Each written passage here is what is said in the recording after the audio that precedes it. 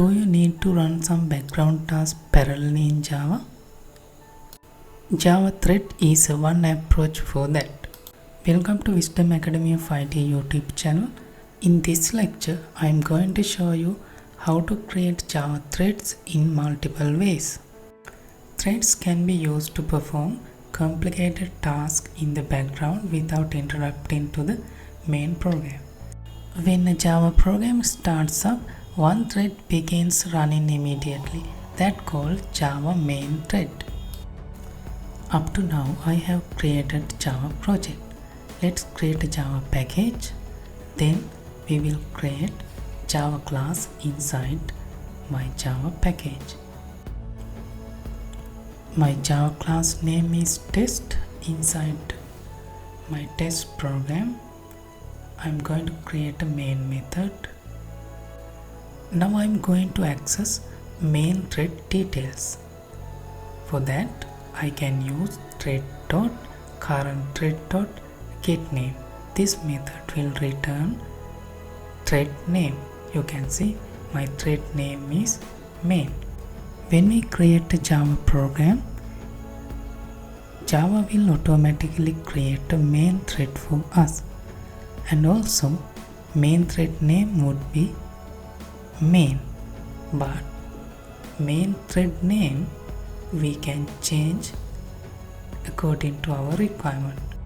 Java thread is another Java class which include inside java.lang package. When we create a Java program, Java virtual machine will automatically create a Java thread object for us.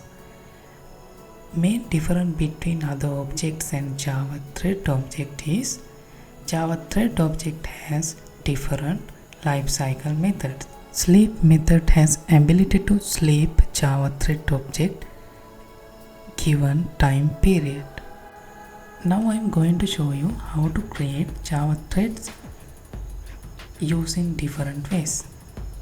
You can see I can extend my newly created Java class from Java thread class, and inside the Java thread class I should override public void run method. When Java thread is started, JVM automatically will run public void run method. Now I am going to start my newly created thread using start method. Start method is another lifecycle method which is provided by Java thread class. Now you can see the output. My main thread and my thread start in the same time. Now let's change some sleeping times. You can see I changed my main thread sleeping time to 100 millisecond and also my thread sleeping time to 100 millisecond. And next I'm going to start both thread in the same time.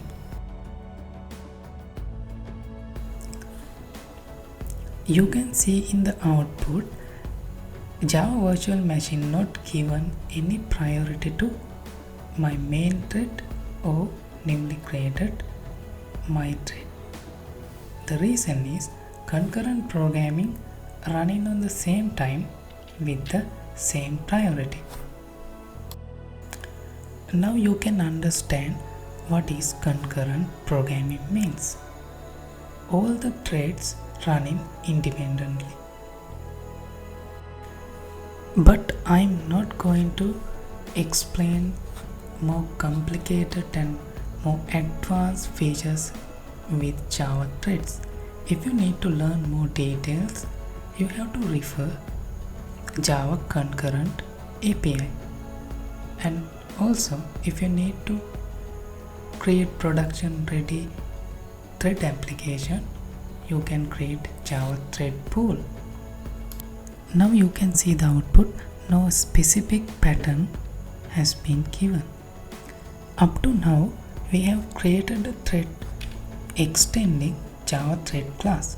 Now I am going to show you how to create another thread class implementing runnable interface. This example also same as previous example, but there is a main difference between extending thread class and implementing runnable interface.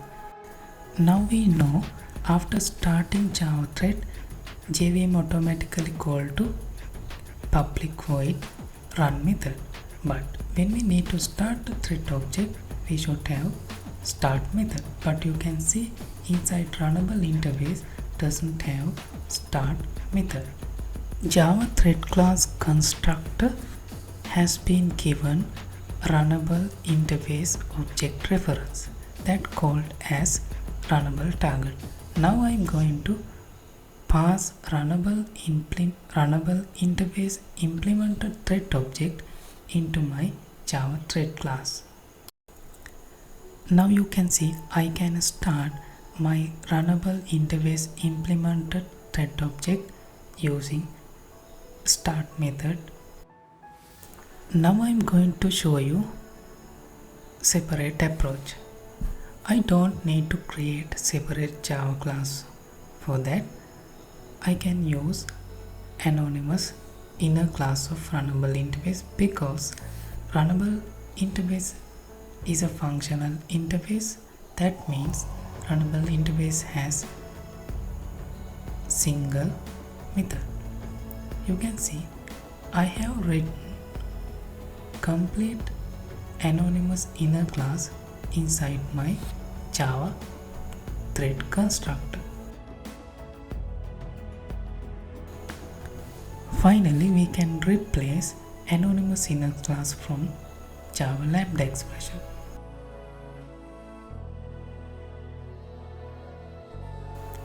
Thank you for watching.